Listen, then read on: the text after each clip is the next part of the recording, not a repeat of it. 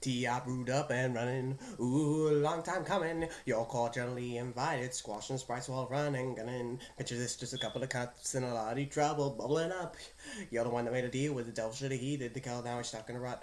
It's inside of hell's casino. Think they know better. What do you know? Watch so much of the Mountain Dew. King Dice your ass when they pay the fee. No, he pay their tab if they play. Could vault or become slaves. Struck a deal, me and mockery of fair trade. Let's see how the dark look. Catch some old rays. Here's a real high class about milk, milk, lemonade around the corner. Satan, wait, suck it up, you debts to pay. Don't forget the deal you made. Milk, milk, lemonade, all stripped up on a gateway. This beverage needs leverage to ever get away. What's up, everybody? My name is Game Over, and I am back, baby, for another top 5 favorite anime characters. It has been ages since I've done this. So I have a few things to clear up. First of all, for this top 5 favorite... Okay, actually, no. First of all, it has been absolutely ages since I've done one of these, and I'm so happy that I have a new anime in order to do this. I'm supposed to be doing another, because that's the one that I've watched, but I haven't done a video on it, which I will do eventually sometime later. But I'm not doing that. I was sick, so I'm sorry if I have not been pooping out content like I always do. I kind of had to take a few days off because of sickness, so that was really irritating. For this top 5 favorite anime characters video, I am breaking the rules. I am gonna break the rule because it was too hard to just do season 1 and choose 5 characters that I like the most. Mostly because in season 1, most of the characters seem a little one-dimensional. And in season 2 of the whole entire anime, they actually start showing personalities and motives on why they're doing the things that they do. So I had to watch season 2 in order to be able to choose my top 5 favorite anime characters. I had 5 when I watched season 1, but it took me a whole 5 hours of trying to choose it. And that was me constantly going through the anime. I literally just finished watching season 2, and I have my 5 right next to me over there. Hopefully I'll be able to remember who they are. But yeah, the anime that we are going to be doing is My Hero Academia! I've been meaning to watch this anime for ages, mostly because I've been told that it is absolutely amazing. And like I said, it's very hard for me to choose which characters are my favorite. Mostly because even in season 2, a lot of characters clash in between each other, and it took me ages to choose a number 1. Which I don't know if number 1 is actually my number 1, but I'm trying. So anyway, we should just jump right into this with my number 5. Number 5 on my list is Tsukuyomi. That is his hero name. I do not know his real name, but I'll put up with it. So, Tsukuyomi. His quirk is sort of just shadow. Well, he controls one shadow called Dark Shadow. Dark Shadow can manifest whatever shape he wants, and it's more powerful in the dark, but it's uncontrollable in the dark. So the reason why he's coming at my number 5, it's because in season 2 he showed so much more, I will say, personality than the others that are not on this list. He had that calm, cool, and collected part of him, but he also, God damn it. Sorry for the blue light. He had that calm, cool, and collected thing with him, but he also had a sense of purpose, which I very much liked, and that's the reason why he's at my number 5. The reason why he's not going up anymore is because apart from his sense of purpose, he isn't mentioned much. He isn't seen much. Which I know some of you guys will disagree with me because he was in the race in season 2. Then he was on uh, Deku's team, basically a whole entire spotlight for him. Then he battled two people, but then after that, he's basically never heard from again, apart from just a character on the sides who you just know is there, but he's there, but he's not really a factor. So yeah, that's why Tsukuyomi is at my number 5. Now it's time to go on to my number 4. Number 4 is Ochako Uraka, also known as Uravity. Her quirk is basically zero gravity. Whatever she touches, she can make it levitate and have no gravity. But if she uses it too much, then she full on hurls. The reason why Ochako is on my number 4 and not any higher, it's because the reason why she became a hero really moved me for some reason. I really liked her reasons for becoming a hero. So then she can get money to help her family out of a tough spot. Because that's kind of everyday life.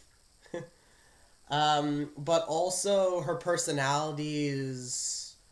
In Season 1, she did seem very one-dimensional. Like, I like everything that everyone stands for.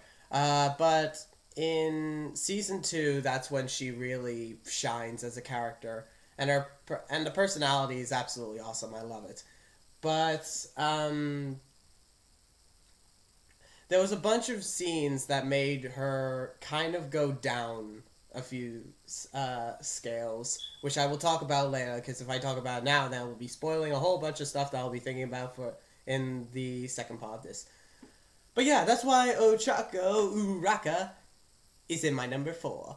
Now it's time to go on to my number 3. Number 3, I changed 4 times because of Season 1. Then I went to Season 2. And on the 4th time, I was like, okay, I'm happy with this. I don't want to change it anymore. Number 3 is Todoroki. Now, I know what you're thinking. You were thinking that I was going to choose him as number 1 because everybody loves Todoroki. Even Ashley from Lost Paws likes Todoroki. But the reason why Todoroki is at my number 3 is because he had a massive character arc during the competition in Season 2 that I thought I relate to a little bit. Not to mention the motives for why he's doing this is actually not that bad, and I kind of felt sympathetic for the relationship between him and his mom. And Todoroki is actually not a very bad character. His quirk is he's half cold, half hot. So his left side is fire, and his right side is ice. And he gets that from his parents because I don't know exactly what his dad did, but whatever he did, it allowed Todoroki to have both his mom's ice side and his father's fiery side. Which, in the competition, he didn't want to use the left side of him because he resents his dad and he hates what his father did. But yeah, the reason why he's not going any higher is because in Season 1, he was, again, very one-dimensional. He just seemed like the character in the background that just doesn't like anybody and hates everything and is just, I'm too cool for you, so I'm gonna act calm. So that's why Todoroki is at my number 3. He might go up after I watch Season 3. I'm getting really into this anime. I very much like it. Okay, now it's time to go on to my number 2. Number 2 is going to be All Might. Now, literally the only reason why he is on this list, let alone at my number 2, is because I'm just happy that a character called All Might exists. So I'm putting him in this list. All Might is the number 1 hero in the whole world, apparently. And his quirk is One for All. Now, with One for All, One for All gets really confusing. What One for All allows him to do is it allows him to jump really, jump, like how Superman first came to Earth and he couldn't fly, he could only jump extremely far, and how the Hulk jumps extremely far. He can do that. His punches are massively overpowered. He can. Now I'm going by Deku because he also has this power. He can flick and create massive winds. He can do that and create massive winds as well. He has super speed, which, okay, all these powers, it gets really confusing because you don't actually know what One for All does exactly because there's no actual explanation. When you go into season 2 and you're watching stuff, it literally just says he can punch extremely hard. It doesn't tell you what his power actually does, which I actually think One for All's power is muscles. Now, I'm going to explain that because if I just say muscles, then it just sounds like they're a muscly man. Uh, what One for All allows you to do is channel energy from other people that used to have One for All, and all that energy goes into a single muscle. So it's like it goes into his fingers, so then when he flicks, the air goes propelling forward. It goes into the muscles go into his legs, so then he's either able to run extremely fast or jump extremely high. The muscles go into his arms so he can channel energy to punch, and that will be overpowered. So I think what One for All actually does is enhance muscle strength, which is actually really cool, and I hope that I'm correct. Person who created My Hero Academia, ring me up or Twitter me telling me that I'm correct. But yeah, the reason why he's not at my number one, it's because, okay, in season 1 he was not incredibly one-dimensional, but he just seems to, as soon as he meets Deku, he's like incredibly disappointing, and then after he meets Deku, he's like, everything that Deku says just makes him turn to All Might and go, "Haha, you are amazing!" It just seemed a little bit too theatrical for me. But yeah, All Might is an awesome character, and I'm very glad that he exists just for his name, All Might. I'm happy that All Might exists. Uh, also, I. Alright, so now we've gone from my number 5, which was Tsukuyomi, sorry. Number 4, which was Ochako Uraka. Number 3, which was Todoroki. And number 2, which was All Might. Now we're down to my number 1, which is Itsuki, also known as Deku. Now, I had to choose this number 1 very hard. It took me ages just to choose this because as much as I love Deku, it was really hard for me to give him this number 1 spot. Mostly because I was going through characters and I'm like, ooh, I like this character. Ooh, but this one's even better. Ooh, but this is even better. Because of their personalities, their powers, and just the overall character arcs that they have. So it was really hard for me to choose, but I gave it to Deku. 1, because I ran out of time and I had to choose something. And 2, because while Deku's character arcs annoy me, he does represent a lot. Represent a lot to the person watching it, and you can relate to him really easily. But right now, let me just talk about Deku. So, Itsuki is a quirkless person. He does not have a quirk, but All Might gives him the All for One by DNA. I'm not going to go on to how they do it yet because that was hilarious. But yeah, All Might gives him One for All, and Itsuki needs to try and control it and harness it, which he finally does. But yeah, basically he can do everything that All Might can do. It's just that he's learning how to do it. He's learning how to control it and all that. So the reason why Itsuki is also it's weird saying Itsuku. It's Itsuku! Ah! It's Itsuku, not Itsuki! Itsuki is the dude from Sword Online Fatal Bullet. Itsuku! God damn it. But yeah, his name is Itsuku.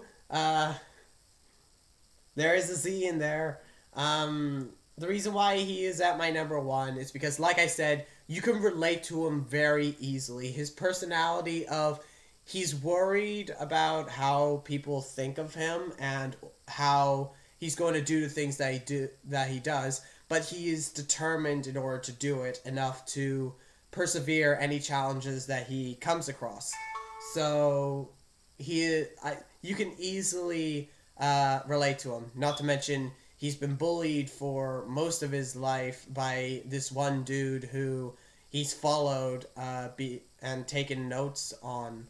Um, so even though that he's been bullied for most of his life and is told that he's never going to be a quirk, he's so determined to become a hero that he perseveres through that and he charges through, takes notes on everything that he sees, and tries his absolute best, which you can easily relate to because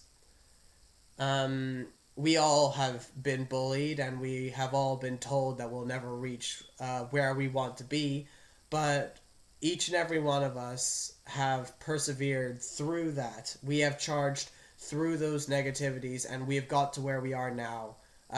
Which it's either you've gotten to where you want it to be, and that's great, or you have not gotten there and yet you've still got a pretty good life. So that might not be how some people feel, but that is like the truth. But yeah, you can relate to Itsuki a lot. So that is why he is at my number one. So now it comes. So after that long detour, now comes the time where I actually have to talk about the anime itself. So, My Hero Academia is about a boy called Itsuku, which everybody nicknames him Deku, thanks to Bakugo, or yeah. It's about him, as he's narrating the beginning, how he becomes the best hero in the world by inheriting All Might's powers. So basically, we see how he became how he got to where he was now, and then we watched how he met All Might and all that. So he meets All Might. He learns All Might's secret that he can only stay as All Might for 3 hours a day because of an injury that happened 5 years ago, which breaks Itsuki's heart. Then a massive goo monster holds Beezal terrorist and holds Bakugo as a hostage, and then Deku runs in there, throws his bag on him, and then tries to, well, save Bakugo. And then that inspires All Might, and he beats up the evildoer and says that he's going to give Deku his power. And then Deku goes into Hero Academy, or UA, or whatever it is, where he learns how to become a hero, and he meets all these people who have quirks and are absolutely amazing. Sorry, I burped. So through season one, that's basically what happens. Through season two, it's about how the term is continuing, and they have to put into mind the League of Villains, the competition that comes up, and also they have to put into factor the fact that midterm tests are a thing. Sorry, it took me a while to get that.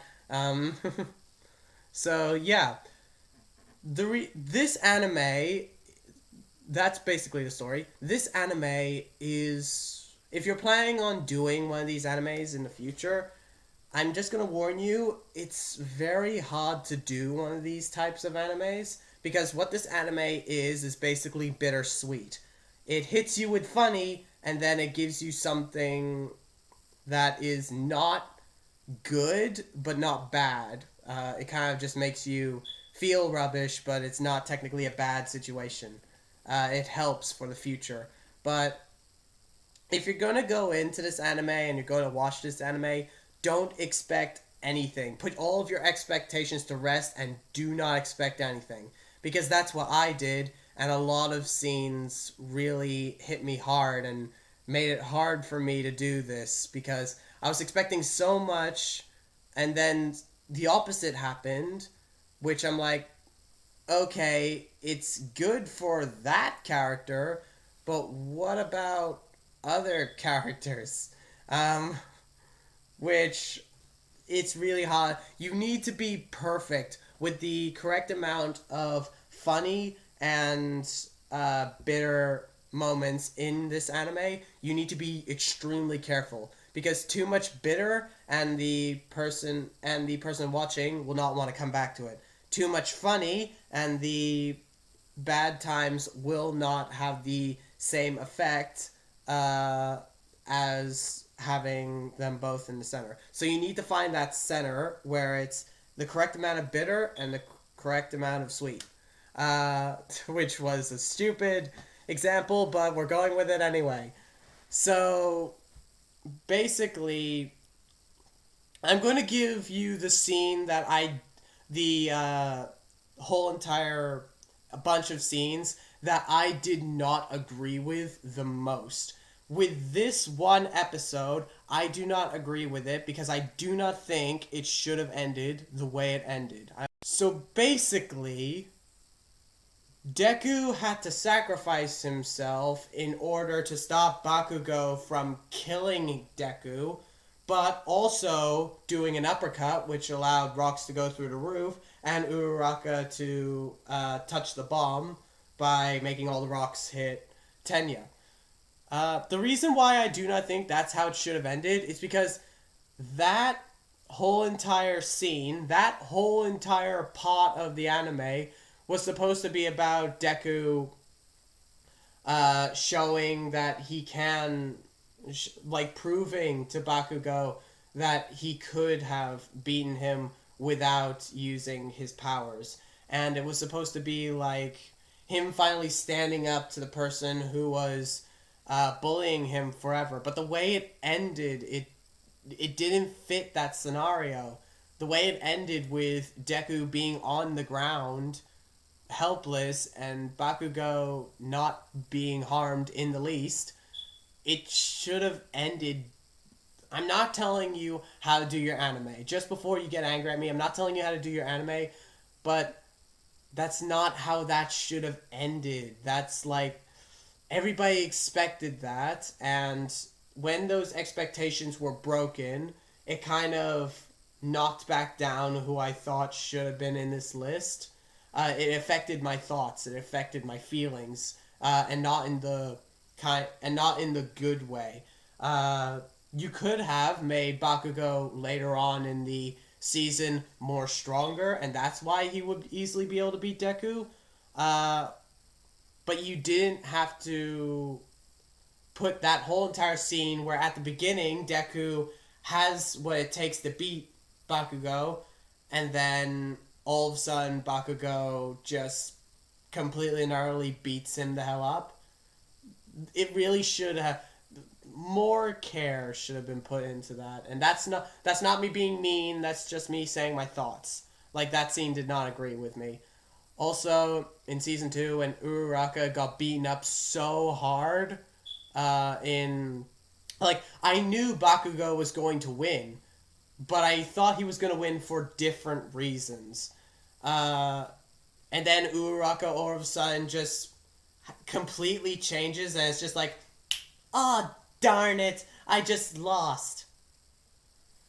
What? Like, I thought it was gonna have a bigger impact than that. Like, I know you had to do a joke, but it's it's really hard because this anime you have to try so hard to keep the bad times in sync with the good times, so then the watcher actually enjoys it. You have to be very careful with how you do things.